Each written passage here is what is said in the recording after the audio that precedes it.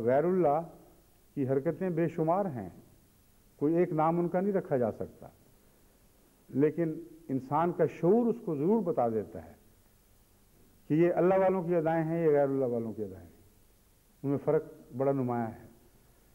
بس اس پہلو سے سب سے اہم نقطہ تربیت کا جو آپ کو یاد رکھنا چاہیے وہ یہ ہے کہ اللہ سے سچا پیار رکھیں اور خدا کے پیار کے برعکس کوئی رعب اپنے دل پر نہ پڑنے دیں۔ یہ ساری چیزیں بے معنی اور بے حقیقت ہیں۔ میں نے آپ کو بارہا مثالیں دی ہیں حضرت مسیح موعود علیہ الصلوۃ والسلام کے صحابہ کی، جو اصل شان تھی، جو نور ان میں چمکتا تھا، جس نور سے وہ رستہ دیکھتے تھے اور رستہ دکھاتے تھے، وہ یہی اللہ کا رعب تھا۔ غیر اللہ کا کوئی رعب ان کے اوپر اثر انداز نہیں تھا۔ سادہ کپڑوں میں، پھٹی پرانی جوتیوں میں، ایسے لباس میں جس کے اندر قمیض کا شلوار سے جوڑ نہیں، کوٹ کا اندر کے کپڑوں سے جوڑ نہیں، جرابیں اور رنگ کی اور سوٹ اور رنگ کے پہنے ہوئے، کبھی سوٹ بھی پہن لیتے تھے، کبھی سادہ عام تہبند باندھ کے پھرتے تھے، لیکن یہ نظر آتا تھا کہ لباس ان پر اثر انداز نہیں ہو رہا، جو لباس پہنتے ہیں اس پر وہ اثر انداز ہو جاتے ہیں۔ مجنوں سے دشت کو رونق تھی، دشت مجنوں پر اثر انداز نہیں ہوتا تھا، بس جو بھی وہ لباس پہنتے تھے اس لباس میں اچھے لگتے تھے اور لباس ان سے رونق پاتا تھا اور عزت پاتا تھا۔ یہ وہ روب ہے جو خدا کا روب ہے، اگر یہ قائم رہے تو غیر اللہ کا روب پھٹک نہیں سکتا پاس۔ بس ان صحابہ کی جو شان ہم نے بچپن میں دیکھی اور ہمیشہ کے لیے دلوں پر نقش ہو گئی، وہ یہی شان تھی کہ وہ غیر اللہ سے بے نیاز پھرا کرتے تھے، کوئی وجود ہی کوئی نہیں ہو، اور اس ذات میں مگن، اس خیال میں مگن۔ ان کی نسلوں کی اچھی تربیت ہوئی، مگر بعض اوقات استثناء وہاں بھی دکھائی دیے۔ وہ استثناء بھی بعض بنیادی تعلیمات سے غافل ہونے کے نتیجے میں پیدا ہوئے۔ بعض دفعہ ایک نیک آدمی نیکی میں اتنا انہماک کر لیتا ہے کہ وہ دوسرے حقوق ادا نہیں کرتا۔ حضرت صلی اللہ علیہ وآلہ وسلم کے زمانے میں ایسا کئی مرتبہ ہوا کہ ایک صحابی نے عرض کیا کہ یا رسول اللہ، میں تو ساری عمر کے اب روزے رکھنے کا فیصلہ کر چکا ہوں۔ ایک نے کہا کہ میں اتنی نمازیں پڑھا کروں گا، ساری رات جاگا کروں گا، وغیرہ وغیرہ۔ ہر موقع پر حضرت صلی اللہ علیہ وآلہ وسلم نے ان کو منع فرمایا اور کہا کہ تم زبردستی خدا کو خوش نہیں کر سکتے، تم اپنا نقصان اٹھاؤ گے، خود اپنا نقصان کرو گے۔ اور فرمایا تمہارے بیوی بچوں کا بھی تم پر حق ہے، ان کا بھی خیال کرو۔ ایسے واقعات ملتے ہیں کہ بعض لوگوں کی آپس میں دوستی تھی، اور جب وہ ایک موقع پر کھانے پر گئے تو بیوی کو بہت برے حال میں دیکھا،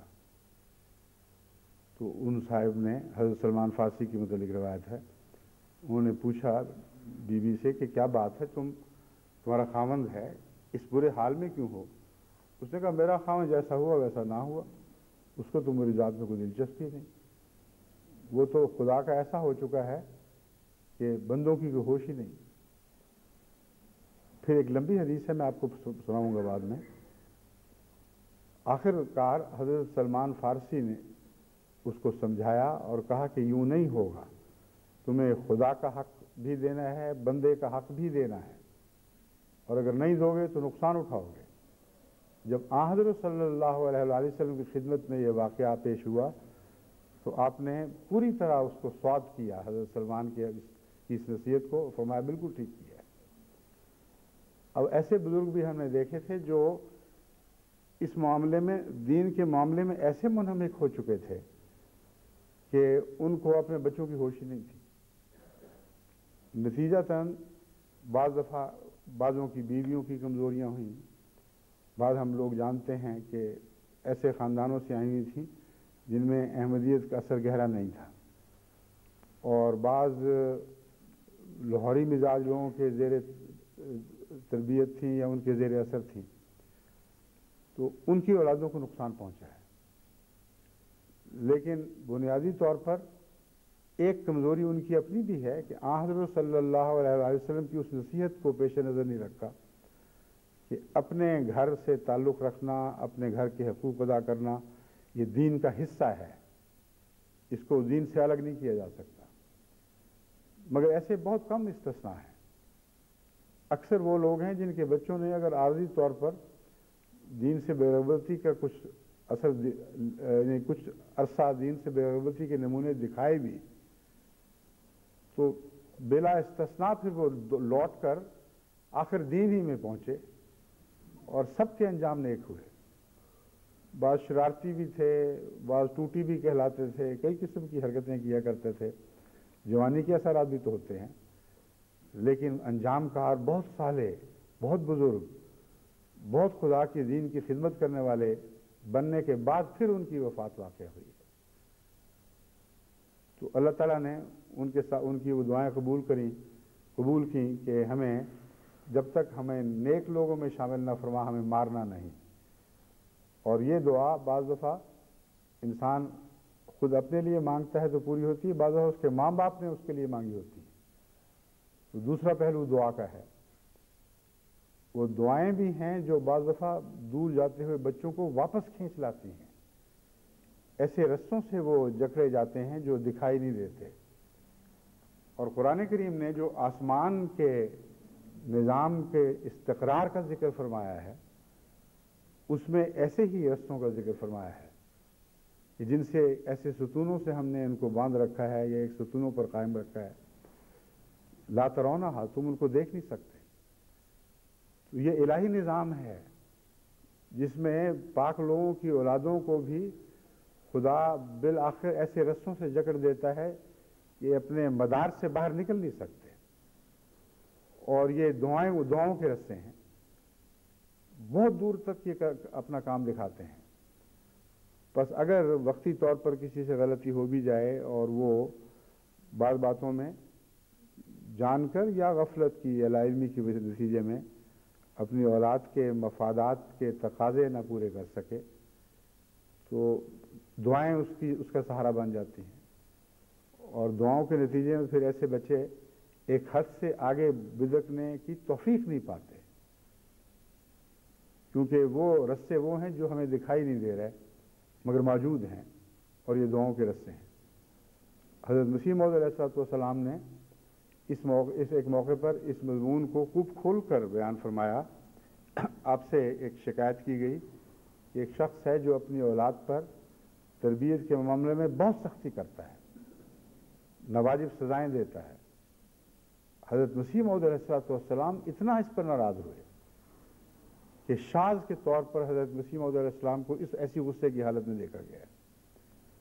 آپ نے فرمایا وہ شرک کرتا ہے، اس کے اختیار میں ہے تربیت کرنا، یعنی جہاں تربیت سے غفلت ہو وہ بھی گناہ ہے، لیکن تربیت کو اپنے ہاتھ میں سمجھ لینا چاہے ڈنڈے کے زور سے کی جائے یہ بھی ناجائز اور یہ بھی شرک کے مترادف ہے۔ آپ نے فرمایا اس کو چاہیے کہ دعا کرے، یعنی اگر تربیت کے بعد جو مناسب حقوق ہیں تربیت کے وہ ادا کرنے کے بعد پھر بھی کچھ کمی رہ جاتی ہے تو وہ خدا نہیں ہے، پھر دعا کرے اور پھر دیکھے کہ دعا اثر دکھائے گی۔ تو حضرت مسیح موعود علیہ السلام نے کبھی بھی اپنی تربیت پر بنا نہیں کی، اس کثرت سے دعائیں کی ہیں، بلکہ پیدائش سے بھی پہلے دعائیں شروع کر دیں کہ ان کے نتیجے میں جو کمیاں رہ گئی تھیں اللہ خود پوری کرتا رہا ہے۔ بہت سے ایسے ابتلا کے دور آئے ہوں گے، کئی قسم کے ایسے صدمے پہنچے ہوں گے جو دین کے لیے بھی دین پر بھی بد اثر ڈالتے ہیں، مگر خدا نے بچایا ہے، اس لیے کہ آپ کی اولاد آپ کی دعاؤں کے حصار میں تھی، آپ کی دعاؤں کے حصار میں رہی ہے۔ جیسے قلعہ کی فصیلیں ہوتی ہیں وہ اندر رہنے والوں کو بچاتی ہیں، اس طرح دعائیں بھی بعض دفعہ قلعہ کی دیواریں بن جایا کرتی ہیں، اور وہ بھی وہی دیواریں ہیں جو دکھائی نہیں دیتی آنکھوں سے، لیکن ان کے اثرات ہم نے دیکھے ہیں۔ جو چیزیں آنکھ سے دکھائی نہیں دیتی ان کے متعلق یہ سمجھ لینا کہ وہ ہیں نہیں، یہ پرانے زمانے کی باتیں ہیں۔ آج کل تو واقعتاً سائنس ایسی چیزیں دریافت کر چکی ہے کہ جو نہ دیکھنے والی چیزیں ہیں ان میں بہت زیادہ طاقتور چیزیں بند کی جا سکتی ہیں۔ میگنیٹک فیلڈز کے اندر ایسے کروسیبلز بنائے گئے ہیں،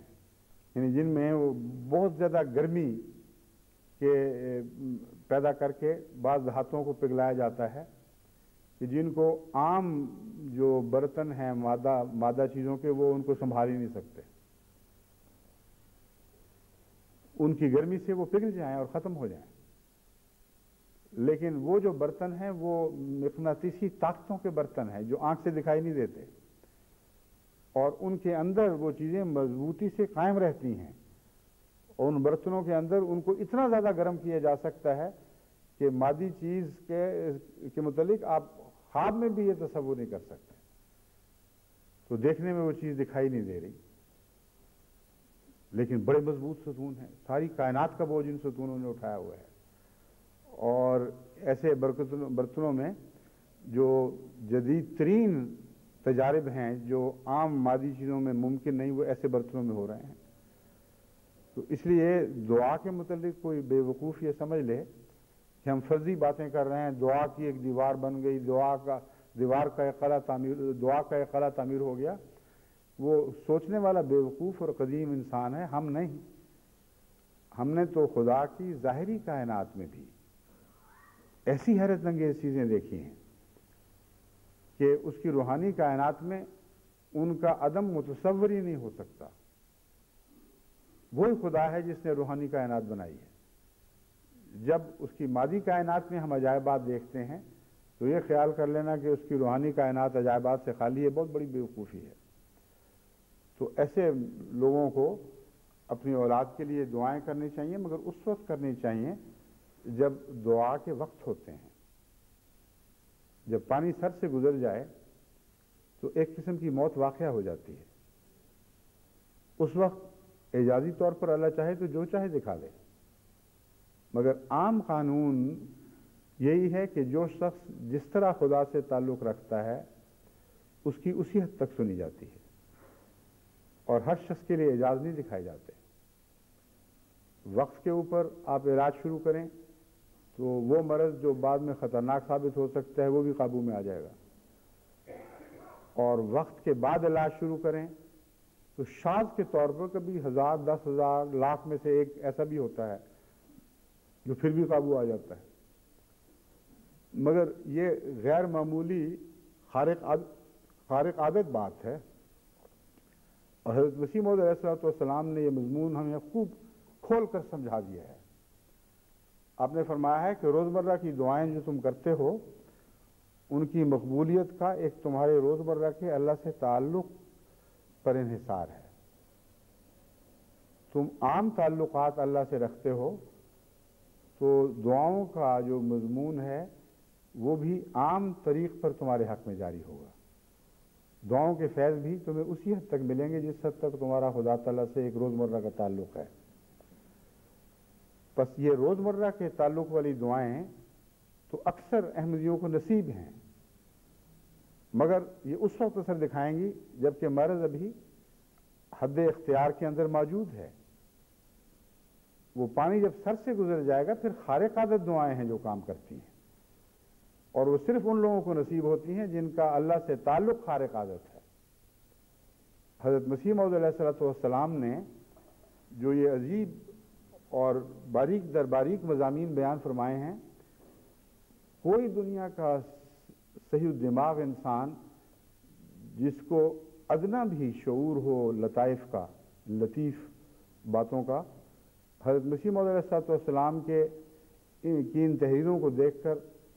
آپ کی صداقت کے بغیر کوئی اور فتویٰ جاری کر ہی نہیں سکتا۔ وہ لازماً آپ کی صداقت کا قائل ہوگا، کیونکہ یہ مضامین وہ ہیں جو صاحب تجربہ کو نصیب ہوا کرتے ہیں، باہر کی آنکھ سے دیکھنے والے کو کبھی یہ عطا ہی نہیں ہوتے، ان تک اس کی رسائی نہیں ہوا کرتی۔ حضرت مسیح موعود علیہ السلام نے ان باتوں کو اپنے روزمرہ کے معمول میں دیکھا، شناخت کیا، اس کے علاوہ دوسرے نمونوں سے ان باتوں کے موازنے کیے، اور پھر اپنے عرفان کا ماحصل ہمارے سامنے کتنا آسان بنا کر اس طرح پیش فرما دیا کہ ہماری مسیح علیہ السلام کے بغیر وہاں تک رسائی ممکن ہی نہیں تھی۔ خارق عادت کا مضمون دیکھیں کیسی عجیب طریقے سے سمجھایا ہے۔ آپ نے فرمایا خارق عادت سے مراد یہ ہے کہ عام طبی قانون کی حد سے کوئی چیز باہر نکل جائے اور خدا کی قدرت کاملہ میں کے دائرے میں موجود رہے۔ ویسے تو ہر چیز خدا کی قدرت کاملہ کے دائرے میں موجود ہے، مگر اس حوالے سے اس کا مطلب یہ بنتا ہے کہ خدا کی قدرت کاملہ نے بعض قوانین کے دائرے چھوٹے رکھے ہیں، بعض وسیع رکھے ہیں، بعض بالا، بعض نیچلے۔ عام حالات میں ایک دائرے میں ایک قانون حرکت کر رہا ہے اور اس دائرے میں اس قانون میں جتنی استطاعت ہے وہ اتنا اثر دکھا سکتا ہے، اس سے بڑھ کر اثر نہیں دکھا سکتا۔ اگر معاملہ اس دائرے سے باہر نکل چکا ہو تو بالائی دائرے کے قانون ہے جو حرکت میں آئے تو اس کو درست کر سکتا ہے، ورنہ نہیں کر سکتا۔ فرمایا کہ خدا کے بندے بعض ایسے ہوتے ہیں جو اپنے روزمرہ کے تعلقات میں اللہ تعالیٰ سے عام بندوں کی طرح معاملہ نہیں کرتے،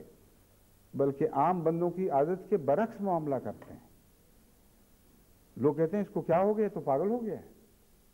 اللہ کی خاطر عجیب و غریب باتیں کر رہا ہے۔ وہ مفادات جن کو کوئی دیکھ کر سمجھ کر چھوڑ نہیں سکتا، ان مفادات کو اس طرح چھوڑتے ہیں کہ عام طاقتوں کا انسان اس کا تصور بھی نہیں کر سکتا۔ ظاہری طور پر اپنے خلاف فیصلے کرتے ہیں، مگر خدا کی گہری محبت کے نتیجے میں مجبور ہو کر ایسا کرتے ہیں۔ اس کو مسیح علیہ السلام فرما رہے ہیں خارق عادت تعلق۔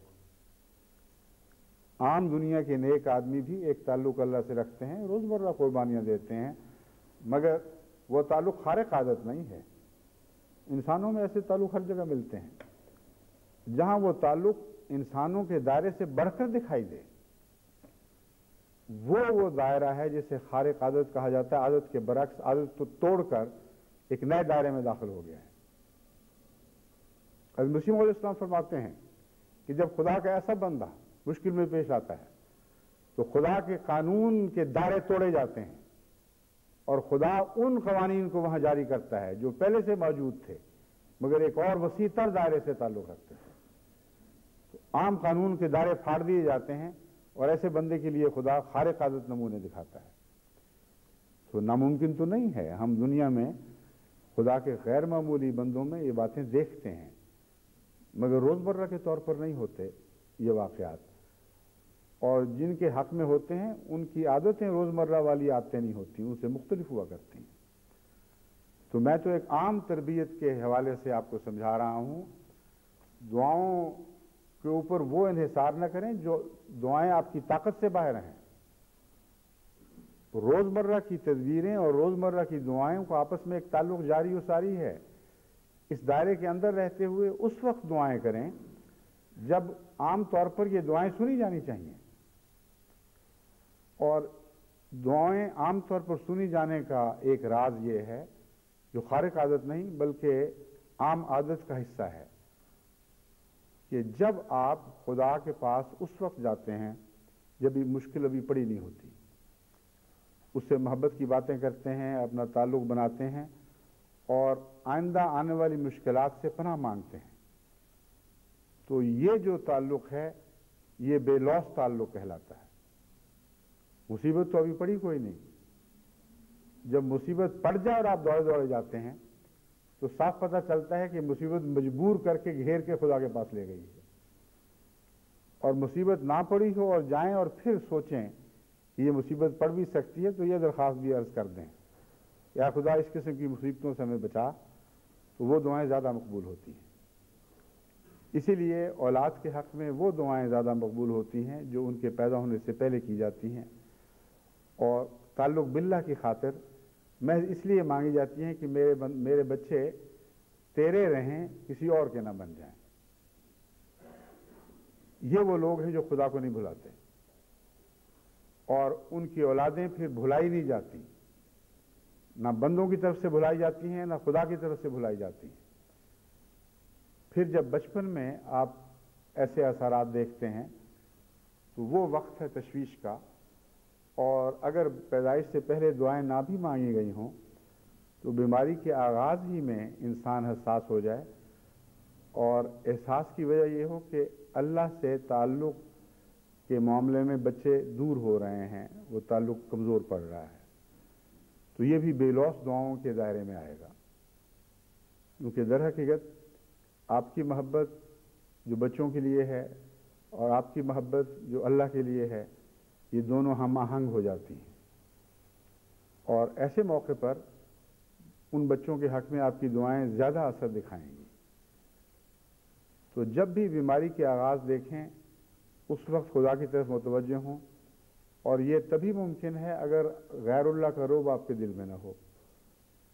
اگر غیر اللہ کا رعب آپ کے دل میں پڑ جائے تو ان دعاؤں کی توفیق ہی نہیں ملتی، دل سے وہ ہوک اٹھتی ہی نہیں ہے جو آسمان تک جایا کرتی ہے۔ وہ ہوک تب اٹھتی ہے جب انسان خدا کے پیار میں مبتلا ہو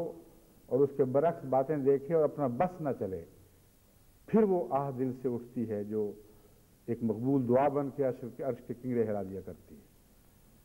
تو اپنی اولاد کو بچپن ہی سے یاد رکھیں، اور یہ تبھی ممکن ہے کہ آپ بچپن ہی سے اللہ کو یاد رکھیں یا اپنی زندگی میں خدا کو یاد رکھیں، تو آپ کی اولاد پر بھی وہ یاد اثر انداز ہوگی اور آپ کو اچھی تربیت کی توفیق ملے گی، اور پھر آپ کے مرنے کے بعد بھی یہ دعائیں کام آئیں گی۔ اب یہ جو کل کا مضمون ہے وہ اس دائرے میں آ کر اس طرح مکمل ہوتا ہے، جب تک آپ زندہ ہیں اس وقت تو کل کی فکر کر سکتے ہیں، مگر خدا نے تو آپ کو متنبع کیا ہے کل کے اس انجام سے بھی جو قیامت تک جاری ہو ساری، اس کل سے بھی متنبع کیا ہے جو آپ کے مرنے کے بعد پھر کسی وقت آئے گا۔ تو اس کل کے نگران آپ ہو کیسے سکتے ہیں محض اپنے اعمال پر بھروسہ کر کے؟ ایک ہی رستہ ہے کہ اس ذات سے تعلق قائم کریں جس پر کوئی فنا نہیں ہے، جو آج کا بھی مالک ہے اور کل کا بھی مالک ہے، اس دنیا کے کل پر بھی اس کا قبضہ ہے اور اس دنیا کے کل پر بھی اس کا قبضہ ہے۔ وہ دعائیں وہ نہ نظر آنے والے رستے بن جائیں گے جو آئندہ آپ کی اولاد کو، پھر ان کی اولاد کو، پھر ان کی اولاد کو ہمیشہ سنبھالتے چلے جائیں گے۔ حضرت اماں جان رضی اللہ تعالیٰ عنہ نے بچپن میں حضرت مسیح علیہ السلام کے وصال کے بعد جو سب سے پہلی بات اپنی اولاد کو اکٹھا کر کے کہی تھی، بڑی قیمتی بات ہے۔ وہ بتاتی ہے کہ کس طرح آپ کو مسیح علیہ السلام اور آپ کی دعاؤں پر گہرا ایمان تھا، اور مسیح موعود علیہ السلام کی صداقت کے ثبوت کے طور پر ایک عظیم ثبوت ہے۔ جب مسیح علیہ السلام کا وصال ہوا ہے تو ظاہری طور پر دنیا کے لحاظ سے وہ گھر خالی تھا۔ حضرت اماں جان نے بچوں کو اکٹھا کیا اور کہا، دیکھو بچوں، تمہیں دنیا کے لحاظ سے کچھ دکھائی نہیں دے گا، مگر یہ گمان نہ کرنا کہ تمہارے باپ نے تمہارے لیے پیچھے کچھ نہیں چھوڑا۔ وہ دعاؤں کا ایسا خزانہ چھوڑ کے گیا جو کبھی ختم نہیں ہوگا، تمہیں بھی ملے گا، تمہاری اولادوں کو، ان کی اولادوں کو، اور ان کی اولادوں کو ملتا چلا جائے گا۔ یہ لامتناہی خزانہ ہے جو کبھی کسی باپ نے ایسا خزانہ کم ہی چھوڑا ہوگا جیسا تمہارے باپ نے تمہارے لیے چھوڑا ہے۔ حضرت مسلم موعود نے اس بات کو بیان کیا، حضرت صوفی جان سے میں نے سنا، اور آپ کی ان دونوں سے تو مجھے یاد ہے، اور ایسے وجد کی حالت میں وہ بیان کیا کرتے تھے کہ دیکھو کیسی عظیم بات تھی اور کتنی سچی بات تھی، اس سے بڑا حوصلہ، اس سے بڑا سہارا مل نہیں سکتا تھا، مگر وہ نظر آنے والا خزانہ تو نہیں تھا، وہ دعاؤں کے رسوں میں بندھا ہوا ایک ایسے کروسیبل میں موجود تھا، نہ وہ کروسیبل، نہ وہ برتن دکھائی دے رہا تھا، نہ اس کے اندر کیا ہے وہ دکھائی دے رہا تھا، لیکن ایمان کی دولت سے، ایمان کی آنکھ سے دکھائی دینے لگا تھا ہم کو، جانتے تھے کہ یہ سچی بات ہے۔ اور آج ہم نے اور آئندہ ہماری نسلیں ہمیشہ ہم نے دیکھا کہ یہ بات سچی نکلی، ہماری نسلیں بھی دیکھیں گی کہ یہ بات سچی نکلی، لیکن اس خزانے کے مالک سے تعلق نہیں توڑنا جس نے یہ خزانہ عطا کیا ہے، کیونکہ وہی اصل ضمانت ہے۔ وہ لوگ جن کی نظریں خزانوں پر ٹھہر جاتی ہیں اور خزانے دینے والوں سے تعلق توڑ لیتے ہیں، پھر آئندہ ان کی نسلوں کی کوئی ضمانت نہیں ہوا کرتی۔ بس اپنی ان نسلوں پر رحم کریں جو آپ کے سامنے پل کر جوان ہو رہی ہیں، ان نسلوں پر رحم کریں جو آپ کی آنکھوں کے بند ہونے کے بعد بھی پھر اس دنیا میں کئی قسم کی ضرورتوں میں محتاج رہیں گی، کئی قسم کی مصیبتوں میں ان کو سہاروں کی ضرورت پڑے گی۔ ان نسلوں کی طرف توجہ کریں جو قیامت تک آپ کی نسلوں سے پیدا ہونے والی ہیں، اور پھر اس کل کی فکر کریں جو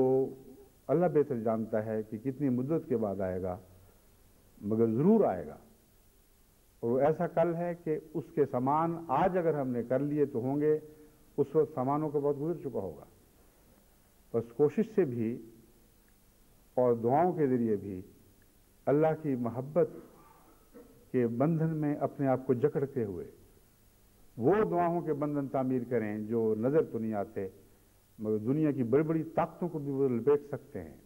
اور ان کے دائرے سے نکل کر باہر جانے کی کسی کو استطاعت نصیب نہیں ہو سکتی۔ ان رستوں سے جکڑ کر اپنی اولاد کو سچے رستوں پر قائم کریں، یہی ان کی حفاظت کا بہترین سامان ہے جو آپ کر سکتے ہیں۔